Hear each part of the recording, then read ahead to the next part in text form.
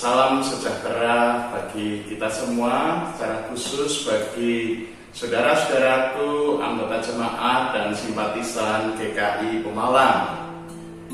Saudara yang terkasih, sehubungan dengan surat keputusan dari BPMSW GKI SD Jateng melengkapi pesan pastoral dari BPMS GKI terkait dengan pandemi COVID-19 alias virus corona. Marilah kita pada saat ini meminimalisir untuk berkegiatan di luar, termasuk juga di dalam kegiatan di gereja. Dan saat ini mari kita pakai kesempatan ini untuk semakin mengakrabkan persaudaraan kita dalam keluarga kita masing-masing. Sebelumnya saya atas nama pribadi Pendeta David Nugrahani Widi dan juga Majelis Jemaat GKI Pemalang memohon maaf yang sebesar-besarnya kepada keluarga Bapak Edward Silalahi yang seharusnya pada hari ini menjadi tuan rumah persekutuan keluarga dalam masa raya Paskah ini. Namun biarlah saat ini kita bersama-sama dengan keluarga kita bersekutu, mendengar firman, dan semakin mempererat persaudaraan kita. Sebab itu mari kita mulai persekutuan keluarga di rumah kita masing-masing dengan kita bersama menyanyikan lagu Kidung Jemaat 170 ayat 1-2, Kepala yang Berdarah.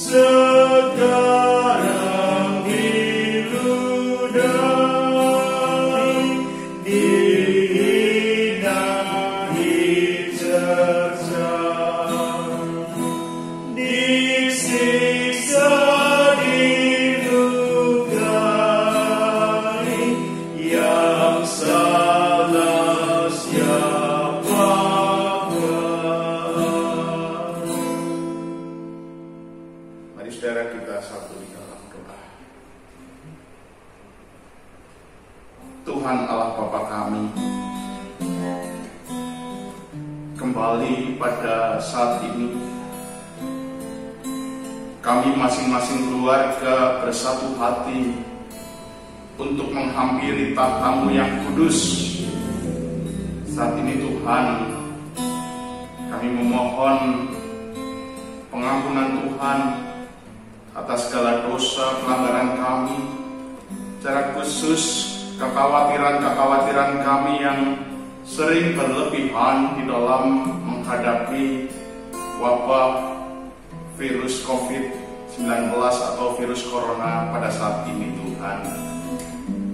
Namun demikian Tuhan, kami percaya ada hikmat yang bisa kami ambil, yaitu pada saat ini kami boleh bersama-sama dengan keluarga kami masing-masing bersekutu dan bersatu di mezbah keluarga kami. Tuhan, sebuah kegiatan yang sudah jarang sekali kami lakukan karena kami sibuk dengan kegiatan kami masing-masing. Sebab itu Tuhan, di tengah-tengah kecemasan kami, pergumulan kami, ada satu hikmah yang boleh kami ambil. Saat ini kami boleh menghampiri tahta-Mu di dalam mezbah keluarga kami masing-masing. Dengan demikian, maka kami boleh semakin erat bersekutu di dalam satu persekutuan keluarga untuk bersama-sama datang memuji, memuliakan nama Tuhan dan mendengar firman-Mu. Kami percaya Tuhan menolong persekutuan kami pada saat ini, walaupun tidak biasa, tapi biarlah semuanya Tuhan berkati dan boleh menjadi berkat bagi kami semua. Terima kasih Tuhan, kami mau melanjutkan persekutuan kami. Tuhan hadirlah di setiap keluarga kami masing-masing. Dengan demikian ada damai sejahtera di dalam kehidupan kami. Di dalam nama Tuhan Yesus kami berdoa. Amin. Sebentar lagi kita akan bersama mendengarkan pemberitaan firman Tuhan. Mari kita persiapkan hati. Kita akan persiapkan dengan bersama menyanyikan PKJ 197, Buka Mataku.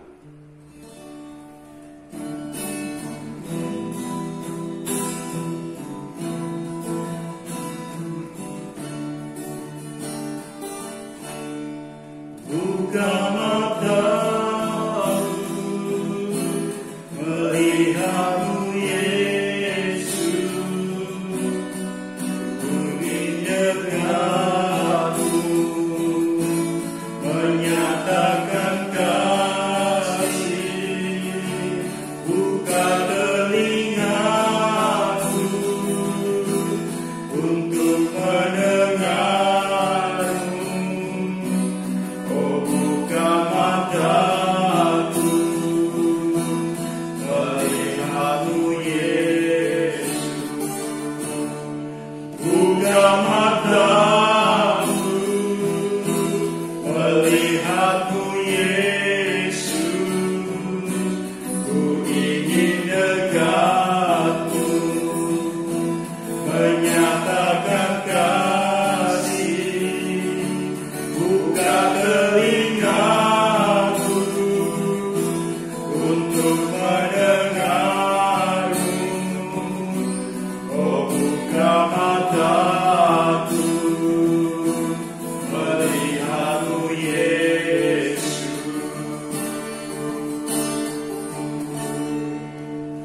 Kembali kita berdoa. Saat ini kami semua sudah duduk tenang dan kami sudah menyiapkan hati, pikiran, serta jiwa kami untuk mendengarkan firman-Mu. Tuhan, urapi setiap kami dengan Roh-Mu yang kudus, sehingga kami semua dimampukan untuk mengerti, sekaligus dimampukan untuk melakukan firman-Mu dalam kehidupan kami hari lepas hari. Tuhan juga yang akan menjaga hamba-Mu yang akan menyampaikan firman-Mu.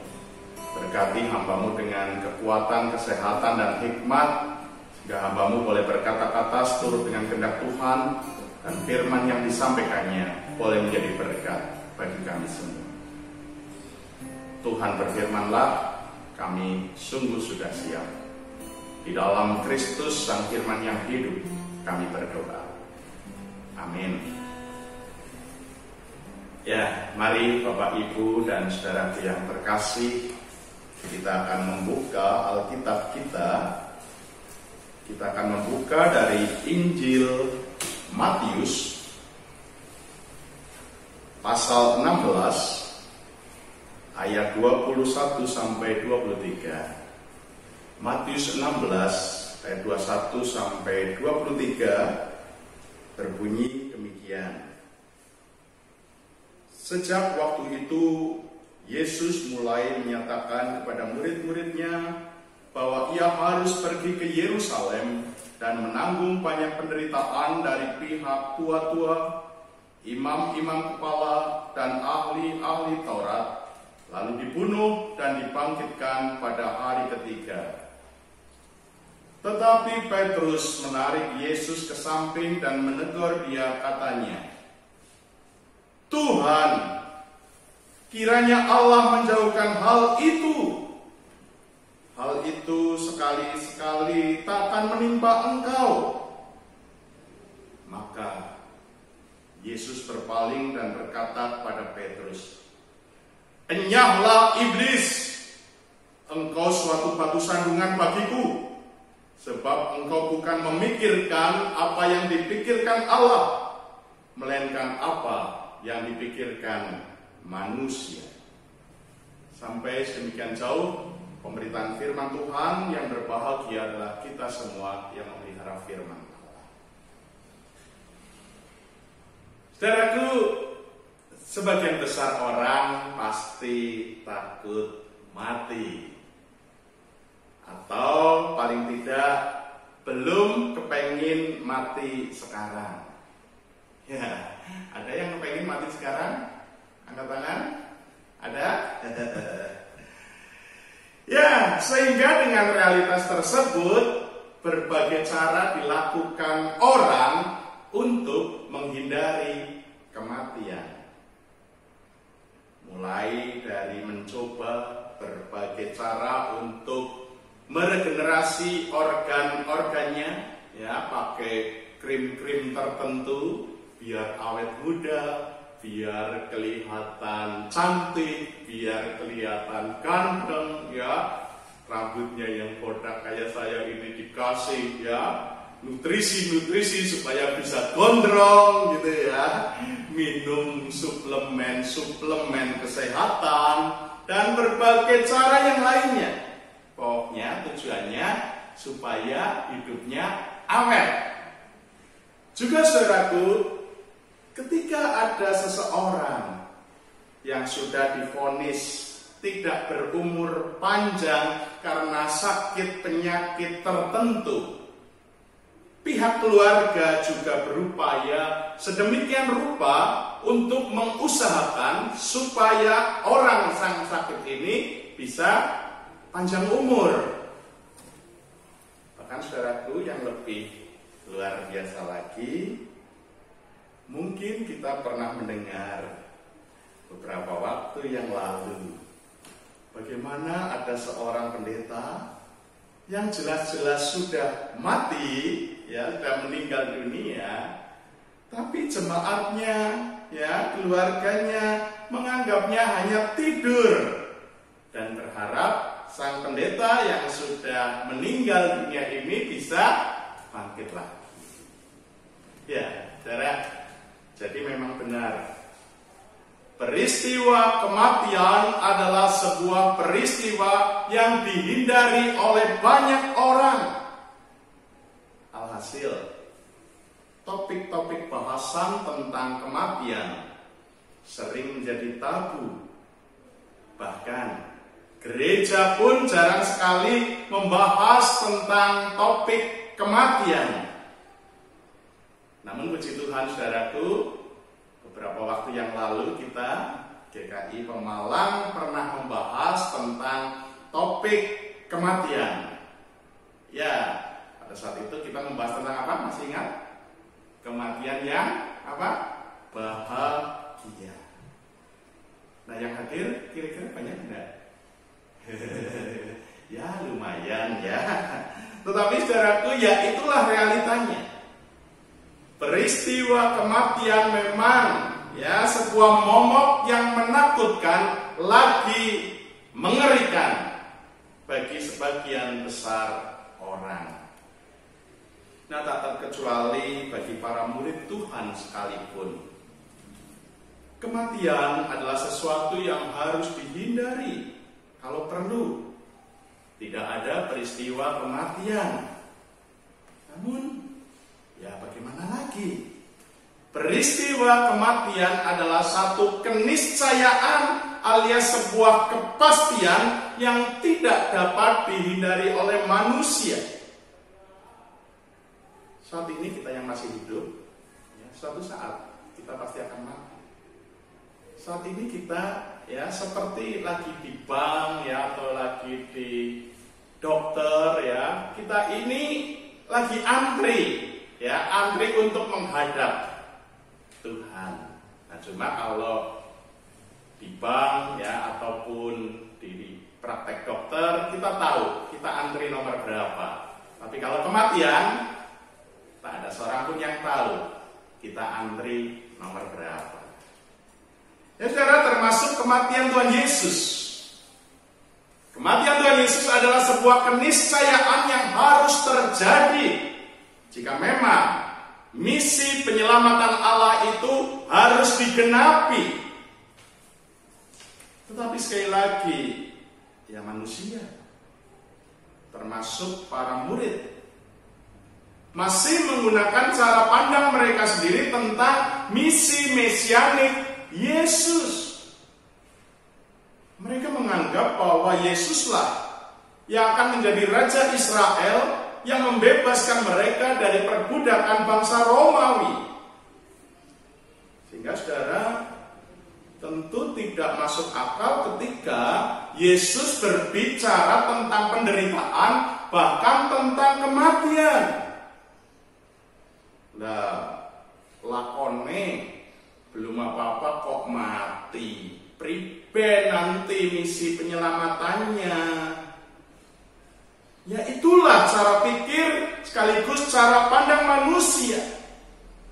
Bahkan seorang Petrus yang sudah bersama-sama dengan Yesus sekian waktu lamanya juga memikirkan dengan cara pikir, cara pandang seperti itu. Ya, cara pandang, cara pikir seperti kebanyakan manusia. Sampai-sampai Petrus ini kemudian menegur ya atau memarahi Yesus. Tuhan, kiranya Allah menjauhkan hal itu. Hal itu sekali-kali takkan menimpa engkau.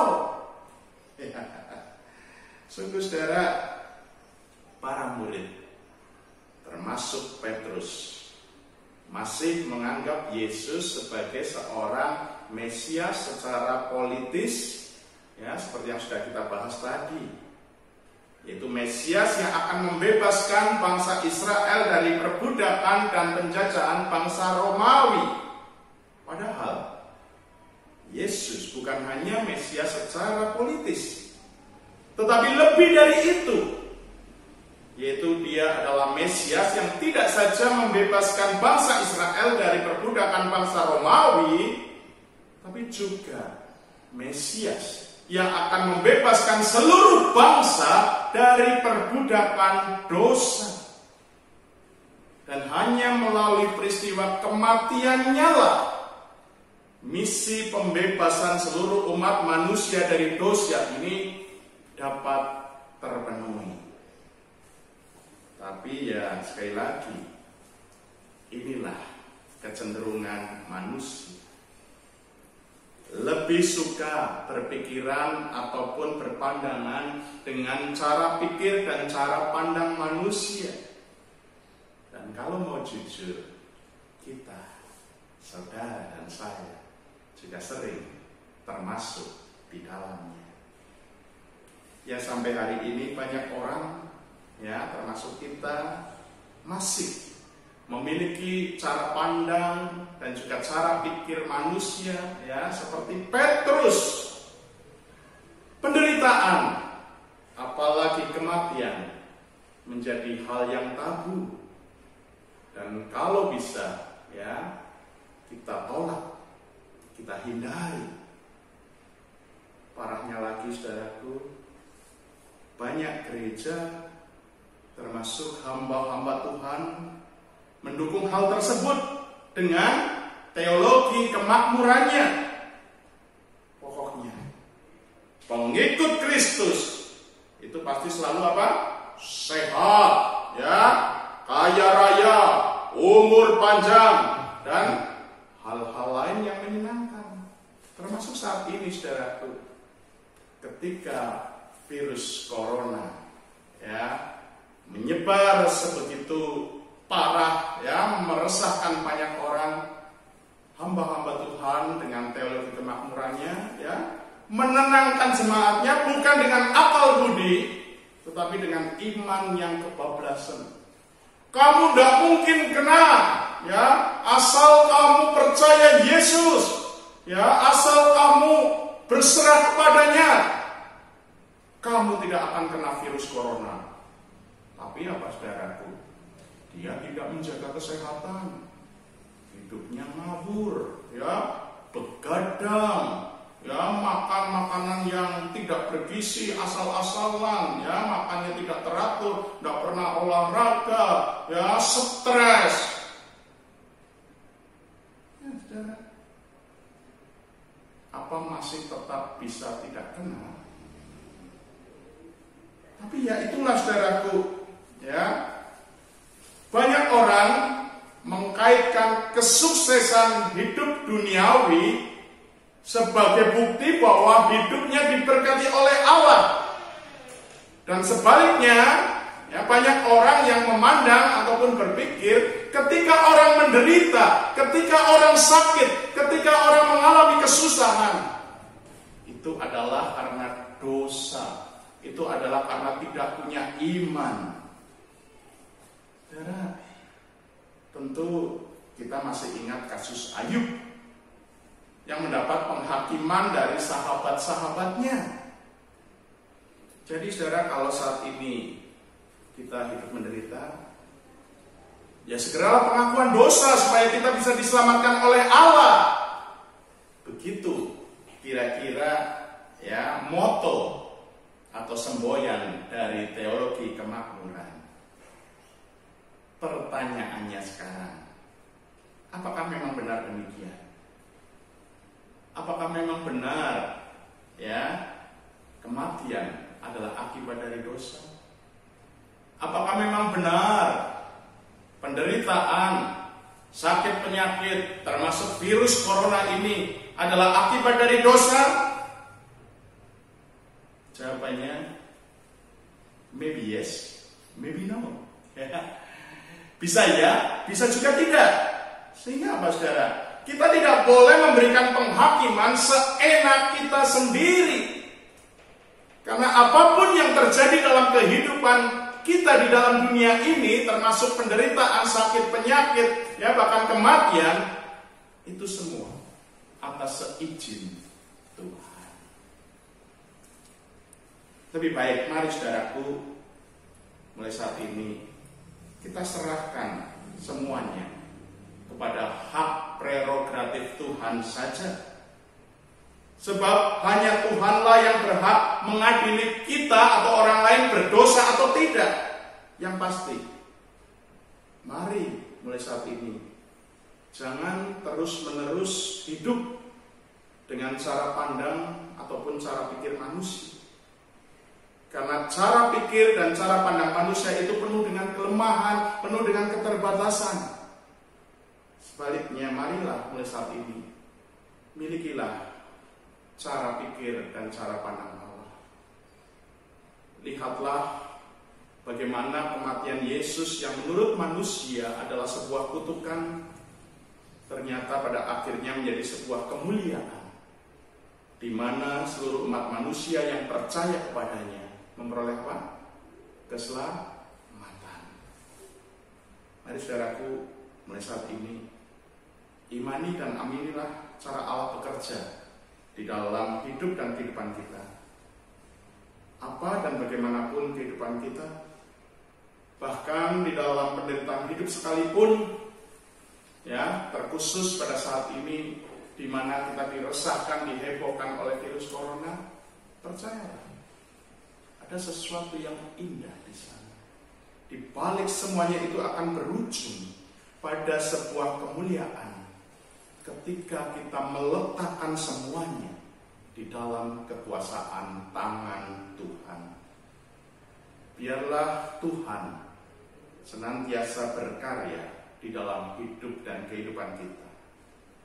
Jangan pernah protes, apalagi marah-marah kepada Tuhan kalau kita tidak mau dihardik oleh Tuhan.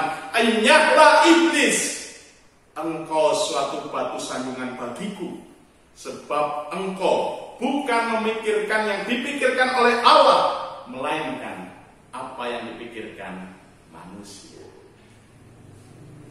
Tetap semangat, tetap jaga kesehatan, tetap beriman dengan akal budi, dan terus berdoa agar semua yang terjadi saat ini, wabah virus corona ini, boleh segera berlalu. Tuhan Yesus memberkati kita semua. Amin. Saat teduh baik kita.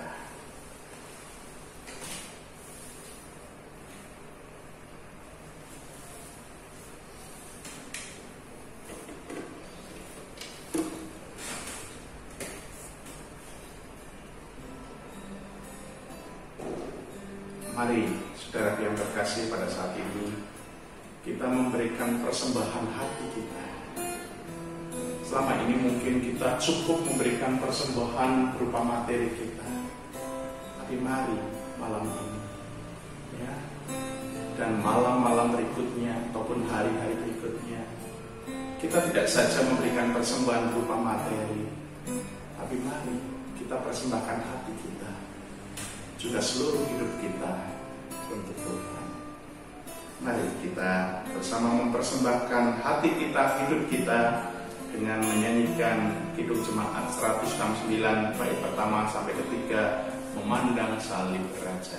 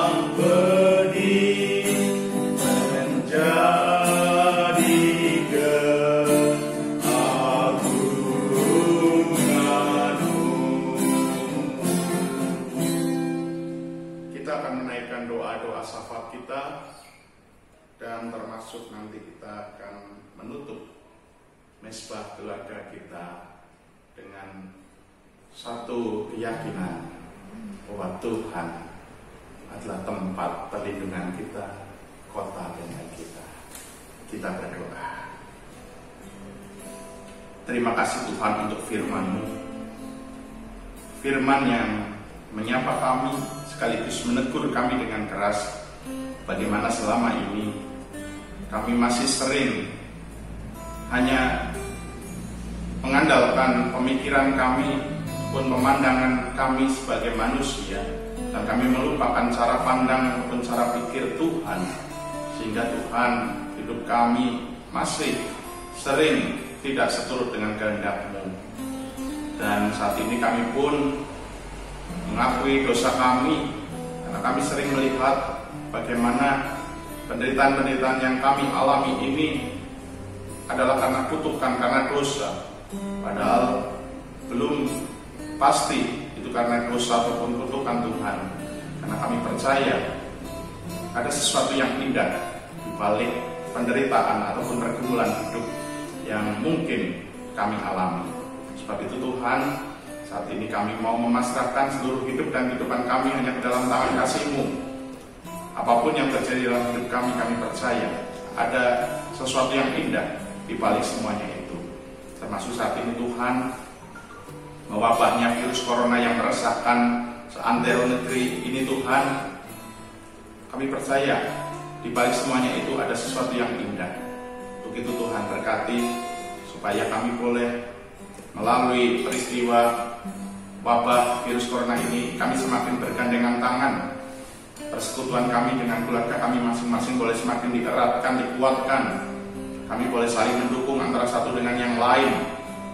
Dan biarlah melalui wabah virus corona ini kami boleh semakin sadar bahwa kami adalah manusia-manusia yang penuh dengan kerapuhan, yang tidak ada apa-apa di hadapan Tuhan. Sungguh Tuhan, kami makhluk yang lemah, kami makhluk yang penuh dengan keterbatasan. Namun seringkali walaupun kami lemah, penuh keterbatasan, kami begitu arogan, kami begitu sombong. Ampuni kami Tuhan. Dalam melalui wabah virus corona ini, kami boleh semakin rendah hati, baik di hadapan Tuhan maupun di hadapan sesama kami. Biarlah kami boleh semakin beriman kepada-Mu dan memasrahkan semuanya dalam tangan kasih Tuhan. Tuhan, saat ini kami menyatukan hati kami. Biarlah wabah virus corona ini boleh segera berlalu.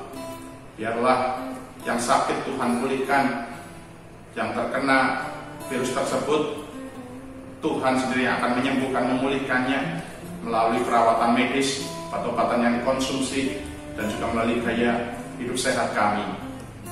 Juga saat ini Tuhan, berbagai kegiatan yang ada di banyak tempat, termasuk di gereja kami yang untuk sementara diberhentikan atau ditunda, biarlah ini boleh menjadi sarana untuk memutus mata rantai penyebaran virus corona ini. Biarlah setelah ini semuanya pulih, ekonomi pulih, transportasi pulih, pariwisata pulih, kehidupan kami setiap hari pun dipulihkan, dan kami semua boleh kembali memiliki damai sejahtera. Kami boleh bersuka cita, dan setelah itu kami boleh hidup semakin baik, dan semakin baik lagi. Tuhan, inilah doa kami. Terkhusus saat ini kami berdoa untuk keluarga Bapak Edward Silalahi. Biarlah kasih setia Tuhan pun melingkupi beliau. Biarlah walaupun persekutuan di rumah keluarga Bapak Edward Silalahi ditunda, tapi berkat Tuhan tidak pernah ditunda. Berkat Tuhan pasti akan terus mengalir dalam kehidupan keluarga Bapak Edward Silalahi. Berkati mereka semua Tuhan. Kasih setia Tuhan melingkupi mereka. Pada akhirnya kami mau menyerahkan seluruh hidup dan kehidupan kami dalam tangan kasih. Di dalam nama Tuhan Yesus kami berdoa. Amin. Mari saudara, kita akhiri persekutuan kita pada malam hari ini, mesbah keluarga kita pada malam hari ini, dengan menyanyikan PKJ 239 bait pertama dan kedua, Berbangsa.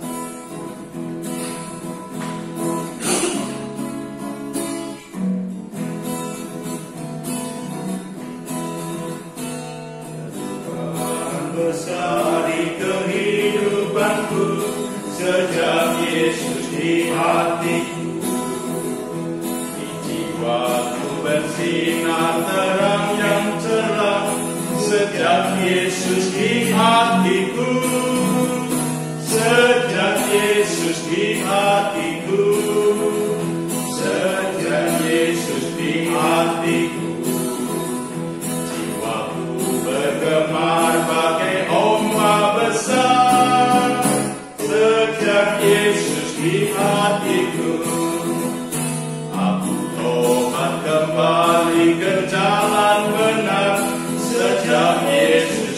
hatiku, dan dosaku dihapus jiwaku segar sejak Yesus di hatiku, sejak Yesus di hatiku, sejak Yesus di hatiku.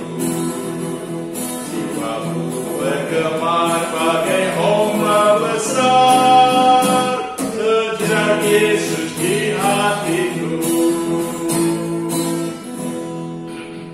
Mesbah keluarga pada saat ini telah usai. Biarlah kasih setia Tuhan menyertai kita semua. Ada beberapa pengumuman. Yang pertama, untuk sementara waktu seluruh kegiatan-kegiatan gereja ditunda terlebih dahulu sampai nanti akhir Maret. Kita akan mengadakan pengumuman lagi. Informasi akan diberikan terus-menerus kepada segenap jemaat.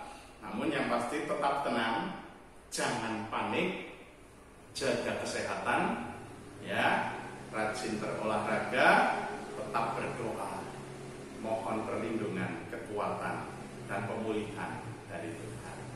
Tuhan Yesus memberkati kita semua.